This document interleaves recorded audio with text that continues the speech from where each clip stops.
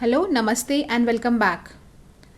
In this lecture, we will look and understand the user settings on Confluence. If you want to make Confluence fit you like a well-worn pair of sneakers, you can set some preferences that will make you feel more at home. In this lecture, we'll cover the general preferences such as home page, language and time zone applicable for your profile. We will look at the editor settings. We will cover email settings for subscription to email reports. And lastly, we will capture the OAuth access tokens that you have granted from your Confluence user account. Now let's jump to the Confluence interface to understand the practical part of it. So we will first look at the general user preferences. To edit your general user settings, choose your profile picture at the top right of the screen and click on Settings. Choose Edit and update the settings.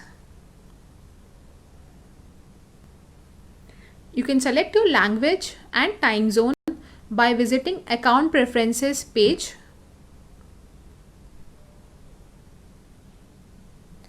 So you can select your language from here and your time zone.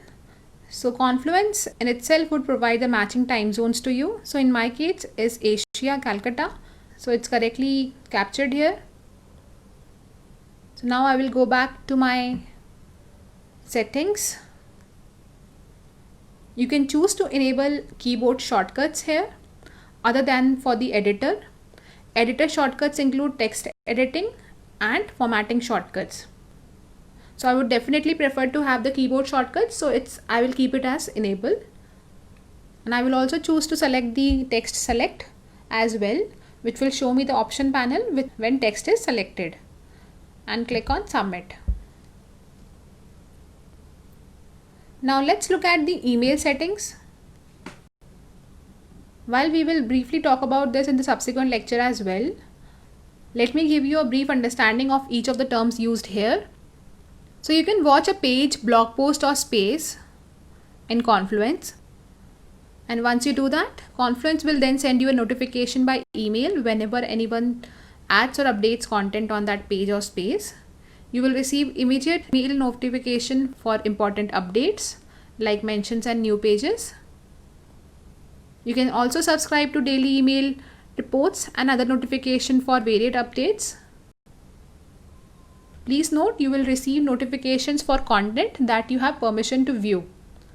Users that have been disabled by an administrator will not receive email notifications.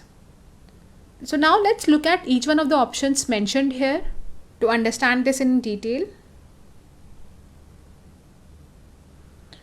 So the first one is Auto Watch. So Confluence provides you the option to automatically add you as a watcher on each page or blog post that you add or update.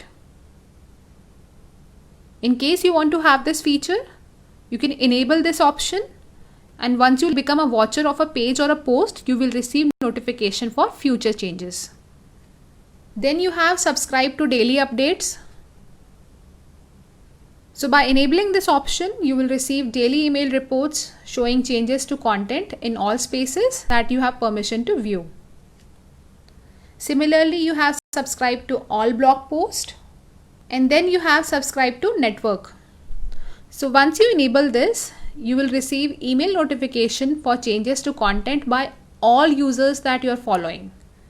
Definitely you will need to have permission to view those pages. For example, if you are following a user named John, then in case any content changes made by that user, you will receive an email notification for that. Then comes the subscribe to new follower notification. So this is obvious that you will receive an email message when anyone chooses to follow you. Then you have the notify on my actions option.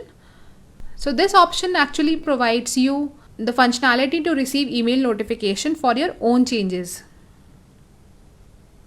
Please note, if you have not subscribed to any email notifications and are not watching any pages, then selecting notify on my actions will not do anything.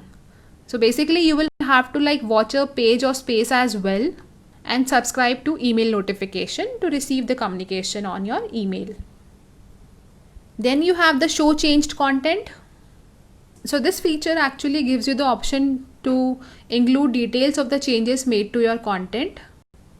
So if you do not select this option, your notification will include only the title of that page and any comment the author made when updating that page.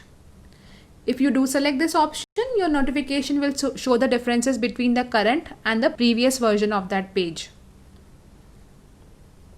Then comes subscribe to recommend updates. So you can receive a daily or weekly email message showing the top content that is relevant to you from spaces that you have permission to view. So Confluence chooses the content to display based on pages and blog posts that people have recently liked, pages and blog posts that people have recently commented on. And when I mention recent here, recent means any activity that occurred since the last recommended updates message was sent to you. So for example, if a message was sent to you like last Friday, so any updates done post that, you would receive a notification against the same. And in the end, you have subscribe to likes on my comment. So this is obvious that you will receive an email notification when someone likes a page you have created. So that's all in the email settings section. Now let's look at the editor section. So under the editor settings, you get some options that determine the way the Confluence editor works. Note that these settings affect only you. Other people using Confluence can enable or disable the settings on their user profiles independently. So the first option, which is disable autocomplete, can be used to disable autocompletion when you press one of the trigger characters. Autocomplete feature basically suggests links, files, macros to add to your page or to mention another user when you type a trigger character or press a keyboard shortcut. For example, when you type @of, which is used to tag another user, it will suggest the name of that user that are linked to your Confluence account. Then you have disable auto formatting and enable full width as the default for new pages. So disable auto formatting can be used to disable auto formatting when you like type wiki markup in the editor. To know more about this, you can click on the help button, which is there in the Confluence header, this one. Now let's also look at the OAuth access tokens.